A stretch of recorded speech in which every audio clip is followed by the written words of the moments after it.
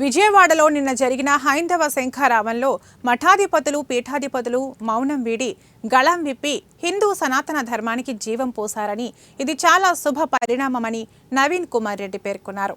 హిందూ ధర్మం అనేది ఒక మతం కాదని ఓ జీవన విధానమని, హిందూ అనే పదం సింధు అనే పదం నుండి వచ్చిందని, సింధు నది గడ్డపై పుట్టిన వారందరూ హిందువులే అన్నారు.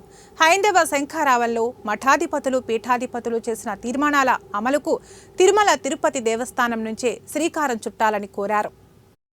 తిరుమల తిరుపతి దేవస్థానంలో కానీ వివిధ హిందూ దేవాలయాలకు సంబంధించినటువంటి ఆస్తులు ఏ విధంగా అన్యాక్రాంతం అయిపోతున్నాయి, రాజకీయ నిరుద్యోగులకు పునరావాస కేంద్రంగా హిందూ దేవాలయాల్ని మార్చేస్తున్నారని చెప్పని ఒక డిక్లరేషన్ ఇచ్చారండి. నేను ఒకటే శ్రీవారి భక్తుడిగా స్థానికుడిగా నేను విజ్ఞప్తి చేస్తున్నా, మీరు నిన్న ఆ శంఖారావంలో తీసుకున్నటువంటి డిక్లరేషన్ని అమలు చేసే బాధ్యతను కూడా మఠాధిపతులు పీఠాధిపతులు తీసుకోవాలి. అది కూడా ప్రముఖ హిందువులకు ఆరాధ్య దైవమైనటువంటి తిరుమల తిరుపతి దేవస్థానం నుంచి ధర్మకర్తల మండలిలో తీర్మానం చేసి కేంద్ర రాష్ట్ర ప్రభుత్వాలకు పంపించండి.